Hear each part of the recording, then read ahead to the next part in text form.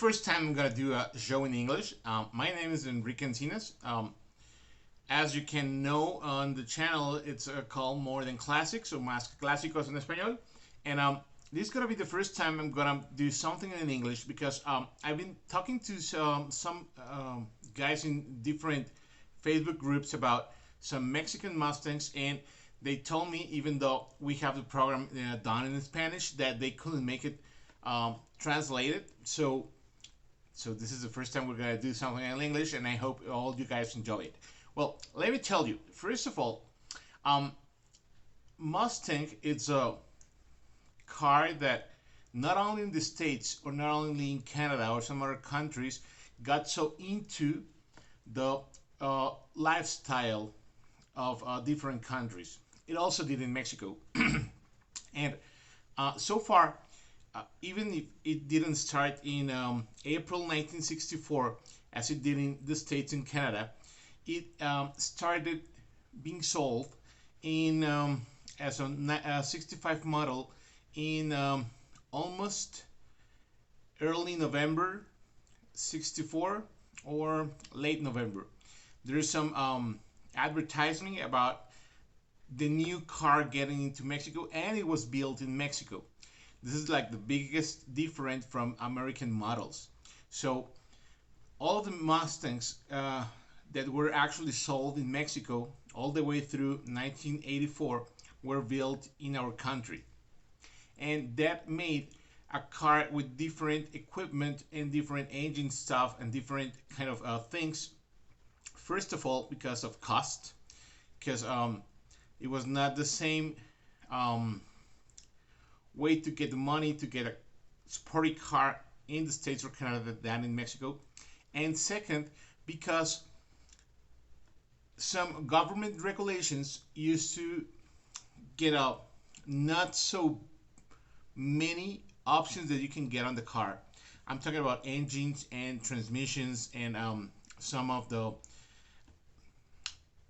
comfort things that you could find in American Mustangs. So after this, 65, 66, and 67 models, even though 68, all were hardtops. There were no convertibles, there were no fastbacks, and all were built with a 289 engine and then with a 302 engine. There were no different options. There was no options, and the only thing you can get was either manual gear, which was a Tremec, either 3 or 4 gears plus reverse, or either an automatic.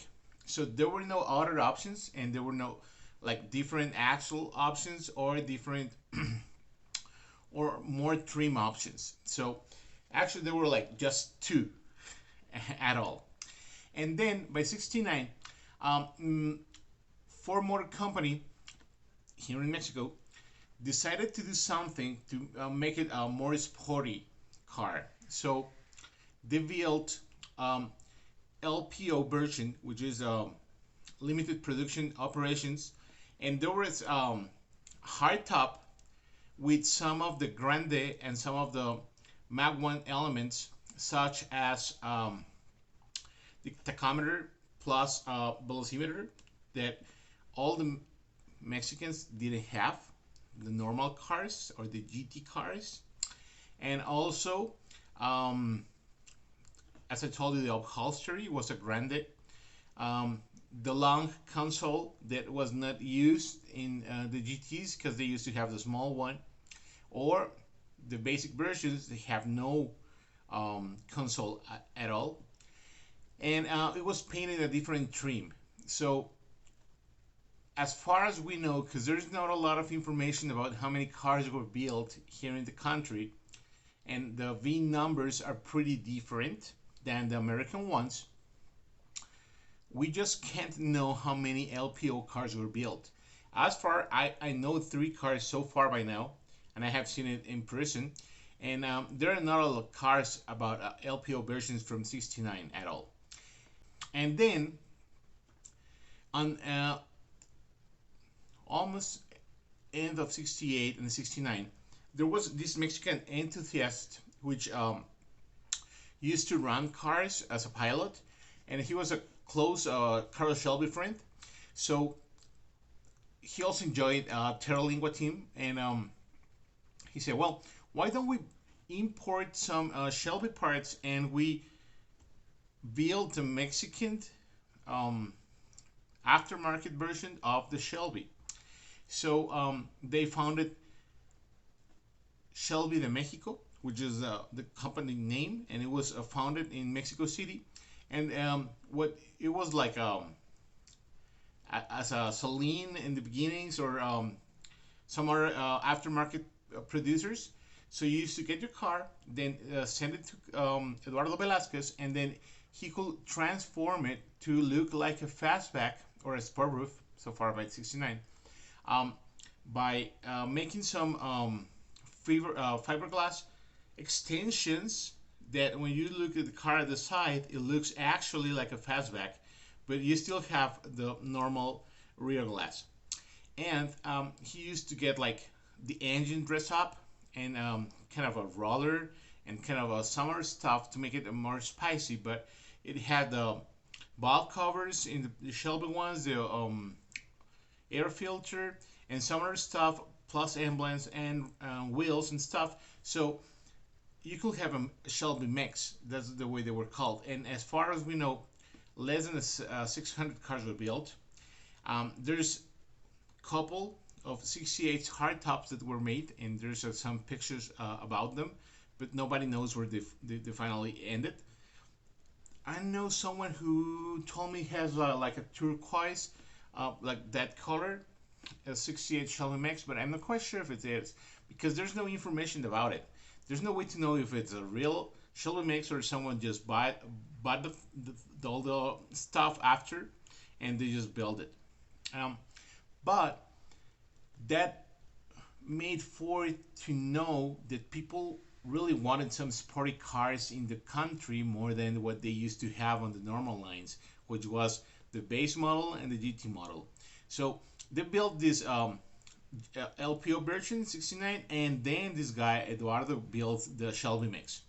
So for 1970, you know, Mustangs changed a lot from 68 to 69, and then 70 it was still being the Larry Shinadas models, and they didn't do anything at all. But what they did, which is like the second Mexican Mustang, the first one will be aftermarket Shelby Max, but the first Mexican Mustang will be LPO, was the GT351.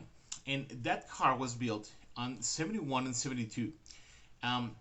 You know, in the States or in some other countries, you used to have like the high top, the Grande, even though a sports roof Grande and sport roof normal and Mag 1.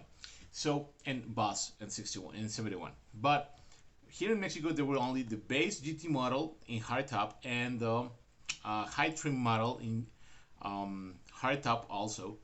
We didn't have any all other. And Ford Motor Company in Mexico, they start building this GT351, which is like a combination of what you use to find in a Mag 1 in the States. I mean, tachometer and the ram air hood and the Mag 1 grill and the sidelines and like those ones. So I'll show you in a minute. And the high seats, because Mexican versions in normal cars, they used to be the lower ones, and the long console. And these cars in 71, they were like, whoa, you can also have like Mac 1 but a hardtop. That is what it used to look like. And then in 72 it was so good that first, hold on, in 71 there were just one color, and then there's this little line in under the line door back here, and it used to be black. And then in 72 they take the Mag 1 lines and they put it on, but saying GT351, which makes it unique and just built in Mexico for Mexican market. So that's why some of these cars were exported to the United States, and they're like high value cars because they were not built there. I also know one G351 which was sold to France, and they said, well, this is a car that was not built in Europe, it was not built in the States or Canada, it was built in Mexico just for the Mexican market. So that's why it's really a nice car about it.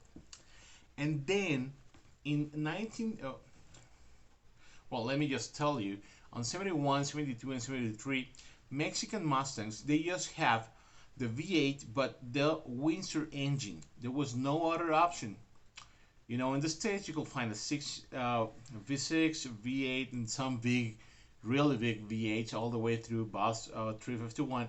But in Mexican versions, there were nothing more than GT, on GTs and not GT versions, no more than the 351 Windsor.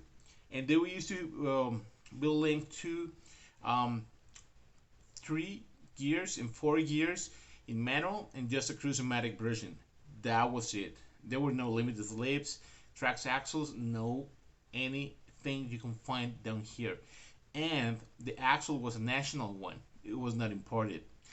So the transmission, it was a Mexican transmission built in Querétaro, and the engine was built here in Mexico too. So then in 1973, you know, this is the 1973 Mustang, and you guys know the Mach 1, which will be this one that you know on the States or some other countries. And what they did in Mexico, they said, okay, we'll keep on the sidelines, okay, but we're not gonna have the same steering wheel. For example, you guys know the Mach 1 with this upholstery and this steering wheel, but the Mexican version needs to have the 3 arms steering wheel and the lower seats. So that made a really different car when you open the door. And also, you know, all Mach 1s used to have this kind of door handle, you know, the one that you just open and you get all the arm into and you close it like this. But the Mexican version used to have the sport roof one. So you have different handles, different elbow holders, and all the stuff was really different. And the Mexicans ones used to have a horse, a little horse in here, all the way through in the middle. So they're really different. But the nicest thing, and that's what we actually wanted to talk to you about today, is that in like March 73,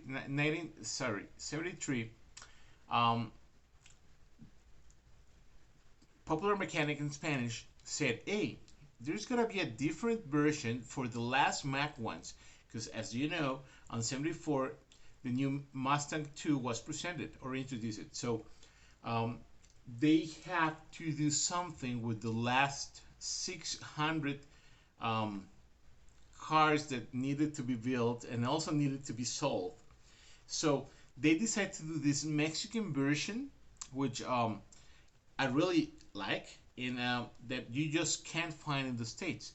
So all this began because someone saw a Mexican Mach 1 73 Sprint, which is different than the 72 Sprint in the States, and a green one in South Carolina or North Carolina. In North Carolina. So they saw this green one, which used to live here in Guadalajara. So when I saw the picture, I said, hey, I know that car. It was a friend of mine. But he went to live to the States. He took his car, and as far as I know, there are like 5 or 6 that I know Sprint versions or Sprint Mach 1s living in the States. There's one in France, and so far here in Mexico, I just have found no more than 40, 50 of the 600. So there are no longer a lot of Mexican Mach 1 Sprints. let me tell you, I'm just, well, I'm in the process of restoring one, and I found one. And what they used to be different is that the Mexican Mag 1 Sprint was painted in a two-color uh, tone. So it was red and white, blue and white, green and white, and blue and white. So, yeah, I said brown. As you know, there are green upholsteries and carpets and consoles and steering wheels, so blue and so brown, but not red, just carpet and some stuff. So the red one was the like the one who used to have a black dash pad, black console, and a black steering wheel, but red carpet and white and red seats. All the other ones used to be on the same color, green, blue, and brown. So from the red ones, it's really hard to find parts or either find them because there are no reds at all. There's a really nice red living in Mexico City, which is a friend of mine, and I know one red living in California, and I know some other, well, like two more reds, but I've seen greens, blues, and browns more than any other color. So these ones, what was different? First, the color theme, so which is a different thing. Second, the upholstery, it was white and red in the short back part of the seat. Third, the combination in all the upholstery. Fourth, it used to be with the duck dish instead of Magnum or whatever wheels, or the, well, here in Mexico we call frijol, like beans. They say beans wheels, but I'm not quite sure the name in English for the Mag 1 wheels.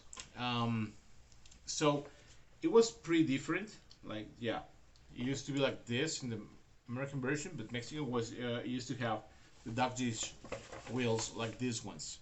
So the car looks unique, and also it have the Mag 1 legend just in the back part, as on the 1972 American Sprints used to have the US flag. So there are different cars at all. From the 600 build, 150 in each color. As I told you, I never have ever found more than 60 or so. I even can say 80, but between 60 and 80. All of them, some of them, I may say, are really fully restored. Some of them are like, kind of. And some either were changing color, because a lot of people used to say, well, I want my car in black, so they painted black. Some of them say, I like it red, so they painted red. I know 3 of them which were painted. So the deal is, it's a really rare version, and I know people who has been looking for them to take them to other countries. So it is a really nice version. I know it has no air conditioning. As I told you, it's a really small Windsor engine. They had a lot of the trim options that you could find in American cars, but they're so short version made from. We're still talking about 150 cars from each, which is a really good deal to find one.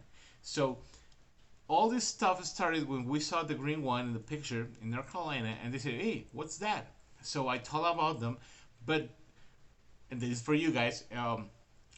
My other show was recorded in Spanish, so I'll try to do something about all the other Mexican Mustangs that were built, because Mexican Mustangs were built all the way through 1984, and there are like 2 or 3 more Mexican version, just really Mexican version cars that you guys gotta know about them, because sometimes you may find them and they're like really nice pieces to have. So thank you for listening at this show. As I told you, I'm Enrique Encinas. Everyone knows me as Yogi Bird, so that's how we call it, More Than Classics with Yogi. I hope to find you guys out on the next show, and I'll try to talk to you about some Mexican Mustangs in English for the next couple weeks. Okay, so have a good one, and thanks for viewing. And also, that will be good if you guys can get on the channel, and we'll try to make some stuff in English for you. Have a good one.